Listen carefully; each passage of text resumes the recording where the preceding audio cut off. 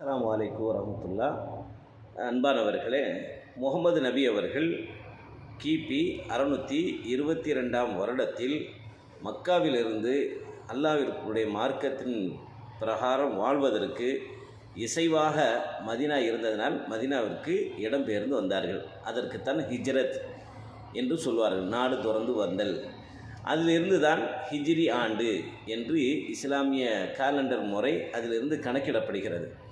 அங்கு மதீனாவுக்கு வந்ததற்கு பிறகு நிலையான ஒரு ஸ்ட்ராங்கான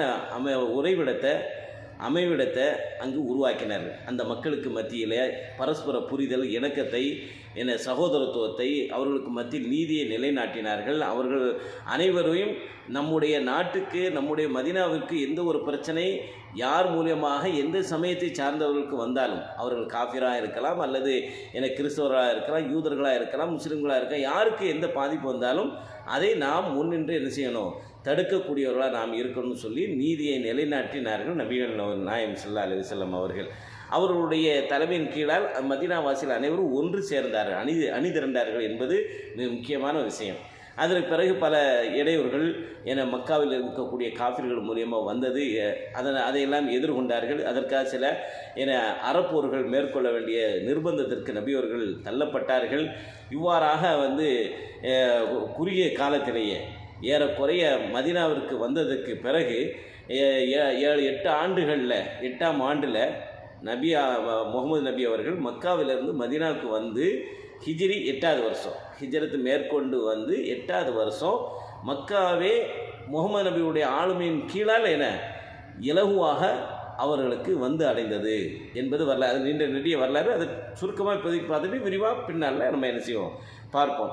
இந்த அடிப்படையில் முகமது நபி அவர்கள் தங்களுடைய 632வது வருஷம், கிபி 632 வருடம், ஏறக்குறைய முகமது நபிக்கு 63 வயதை அது பூர்த்தி செய்து இருந்தது.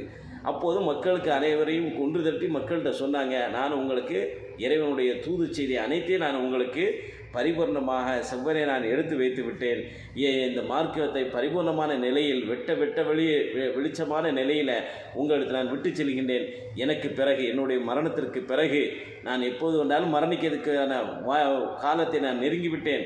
எனக்கு பிறகு நீங்கள் வழி நெறி தவறாமல் இருப்பதற்கு அல்லாஹுடைய வேதமாகிய அல்லாஹ் மனிதகுல முழுமைக்கு வழங்கிய குர்ஆனை நம்முடைய வாழ்வியல் லட்சியமாக கொண்டு அதன் அடிப்படையில் பயணிக்க வேண்டும்.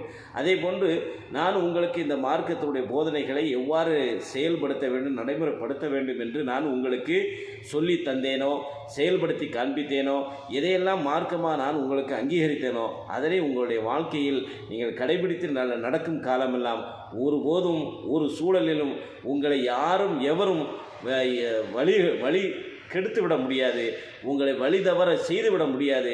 எந்த சூழ்நிலையிலையும் அசையாத உறுதியான மரமாக நீங்கள் என்றென்று இறை நம்பிக்கையில் வீற்றிருப்பீர்கள் என்பதை முகமது நபி அவர்கள் மக்களுக்கு இறுதி உபதேசங்களாக பல விஷயங்களை சொல்லிவிட்டு தங்களுடைய 63 வயதில் ஏறக்குறைய ஹிஜ்ரி 11ஆம் ஆண்டு சஃபருடைய மாதம் அவர்கள் நோய்வாய்ப்பட்டார்கள். அந்த நோய் கஷ்டத்தில் பல நாட்கள் படுத்த படுக்கையாக இருந்தார்கள். இறுதியாக அவர்கள் ரபியுல் அவ்வல் மாதம் 632வது வருடத்தில், கிபி 632வது வருடத்தில் திங்கட்கிழமை அவர்கள் இறையடி சேர்ந்தார்கள்.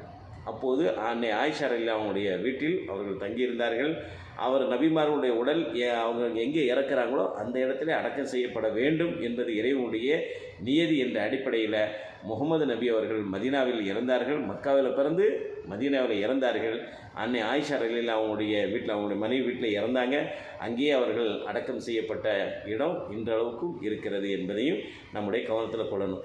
இவ்வாறாக முகமது நபியுடைய வாழ்க்கை வரலாறு உங்களுக்கு சுருக்கமாக ஒரு 10 நிமிடத்துக்குள்ளாக சொல்லியிருக்கிறேன். இது சம்பந்தம் விரிவாக இன்ஷா அல்லாஹ் இன்னொரு காலங்களில் நம்ம அவசியம் தெரிந்து கொள்வோம். அஸ்ஸலாமு அலைக்கும்.